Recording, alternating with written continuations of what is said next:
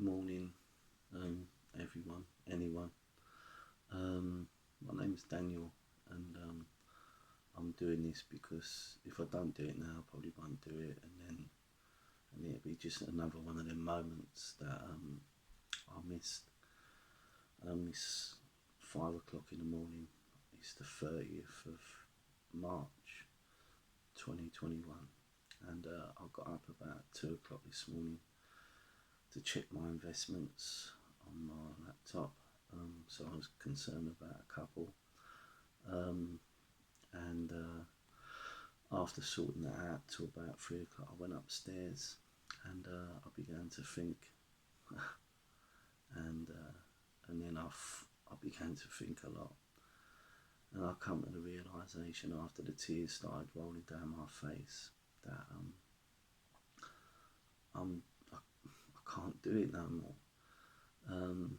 Life really ain't about gathering, gaining and getting, and all those that have got it always want to end up making a difference with it. And I find myself thinking about my life and the difference that I've made and that I want to make to other people's lives. And I got caught up in the gathering, the gaining and the getting. And I say all that to say, my life wasn't always a bed of roses, to say the least. I was brought up in quite a dysfunctional family, full of, my house was just like a modern day Fagin's household. I'll just be honest with you. It was like an Oliver Twist situation. At the age of 8, I was smoking weed from my stepdad's ashtray. I got into drugs. At the age of about 9 or 10, I think from about the age of 8, I was being sexually abused by my stepdad's best friend. That went on for quite a few years. That messed me up mentally and emotionally. I ended up on heroin, cocaine, from the ages of about 13, 14 till I was 19 years of age.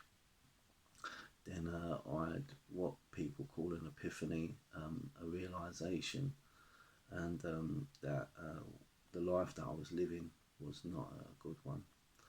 And I ended up becoming free I went to a rehabilitation centre, and my life changed. I think my dad was murdered at the age of 8.5, my real dad. I've lived in this world, and we all know what this world does to us. And I'm saying all this to say the fact that I've had 2 divorces. Thankfully, I've been married now for 15 years to my wife, and I think that had a lot to do with the dysfunction in my early years and the inability to really understand what a relationship is about, and I've had to learn as I've gone along. And I think I've hurt a lot of people along the way, and I've been hurt a lot along the way, as we do. My point is that I just want to make a difference. It's that simple. I know, and I've always known from a very young age, because my family and my life was based on earning money, that it's not about that. And I look around what's going on in the world, like both me and my wife were abused as children, and both, a lot of the time, our families wasn't there. We both ended up in a lot of bad situations throughout our life, and I just want to take what I've been through and try and make a difference. And I realise there's a lot of hurting people in this world, and I can't change the world, but I can make a difference. I have made a difference in the past, and I miss making a difference. And I just got up. It's 5 o'clock in the morning now, and I was just sobbing my heart out, because I realise with all that's going on, with the COVID, with the mental and emotional breakdown of society, um, I just think from care workers to people that have lost loved ones to abused children, men, women, um, abusive relationships. I mean, my wife was in a very domestically abused relationship, and that's another story. And I don't say that to write off, but it's not my story to tell. Just me myself growing up in an abusive situation with my stepdad's best friend abusing me for so many years, and that really messed me up, mentally, emotionally, sexually. Very confused.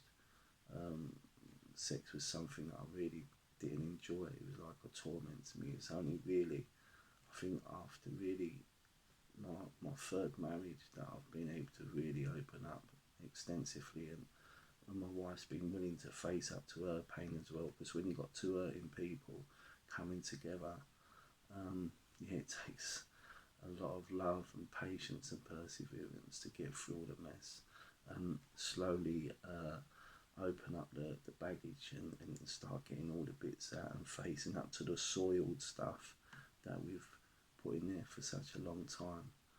And I think for me,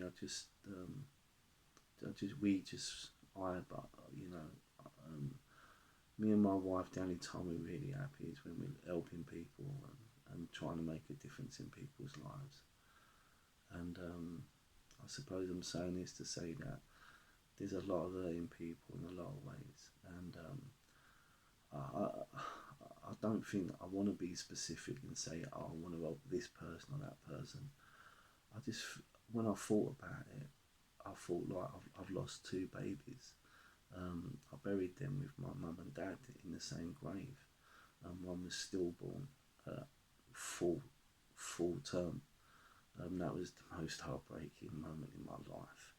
And then the next baby we had was a cot death, and little Levi was 3 months old. So, yeah, saying all that to say that there's just a lot of hurting people, and I've been longing, I've been saving up, but I don't know how long it's going to take.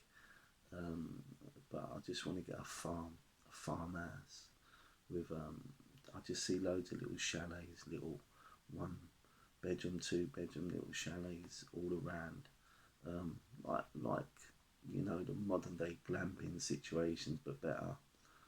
And I don't know, I see I see hundreds, because I think there's a lot of people hurting, and obviously I can't change the world, but if I can change and help someone who's gone through anything that I've gone through in my life and my wife's life, and we can make a difference to at least one person, then that's what I want to do, and that's what my wife wants to do, and we're only ever happy when we're doing that. But I think at this time, I think there's such a greater need with the mental health, and I always think about even the mental health of those that are helping people, especially care workers and stuff like that, nurses, doctors. I mean, I've got doctors who are friends who are consultants, and they're going through a lot, and I know carers, I know people.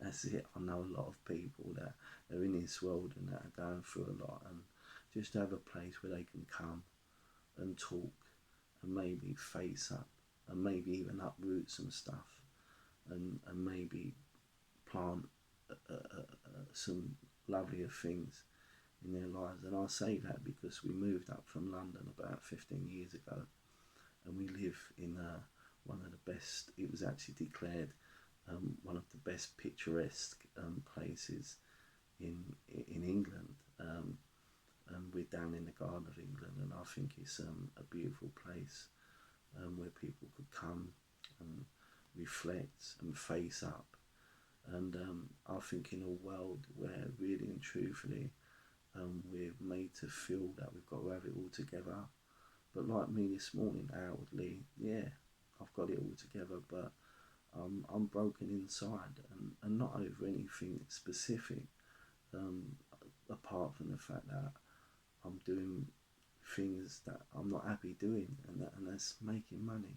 I don't. I want to do more than that. I want to make a difference. That's all it is, and it's the only time. That's what I'm saying. I was laying in my bed and I was thinking, is this it? Is this what I want to do for the rest of my life? And it's not.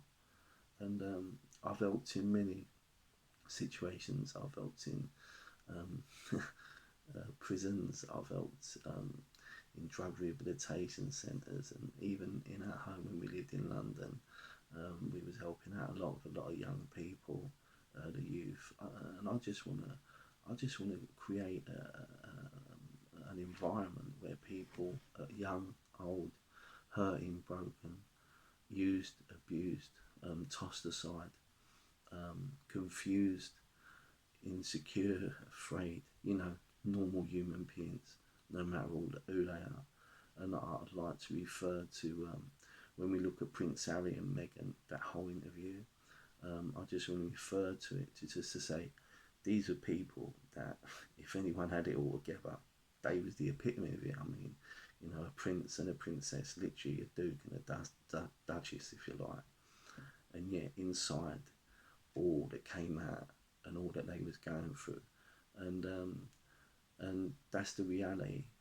Everybody needs somewhere where they can be themselves and take off the masks and the labels, the performances, and the things that make them feel they've got to be something other than merely what they are. Like I'm doing now, and all I'm doing is to say that I just want to make a difference, and if anyone can help us to create this environment of helping to buy this farm with us, or farmland, I'm not sure, but I just think because we're in the Garden of England, and it'd be easier to get little sort of one level, little cubicles, sort of little homes, sort of chalets, if you like, set up. It really, that's how I see it, and I know it'll really make a difference. And I'm just reminded of a story that has always grabbed my heart, of the little boy going down the seafront with 10 million starfish washed up on the sea, and he's there frantically throwing them into the sea. He's a young boy, and this old man comes along and says, "What are you doing, son?" And he says, "I'm saving the starfish, mister." And he's just there, he's not even looked up, he's just throwing the starfish in. And there's tens of thousands all along the beach. And he says, but you can't make a difference. Look, there's so many. And he says, "I know," he says, "but I made a difference to that one," as he flung it back in the water. And I know there's a lot of hurting people in this world. And we're all washed up on the beach of life. And if we can just help one, then that's enough. And so if you can help us to help one, and maybe you can become one of us that help others, because I see it's going to be a community thing, and people will join it and belong to it, and and come and make a difference, and give their time and their life to something with a bit more reward and peace of mind, and come and help us throw some starfishes in. Yeah, so that's it. I don't know. I've never done any crowdfunding at all, but I feel compelled that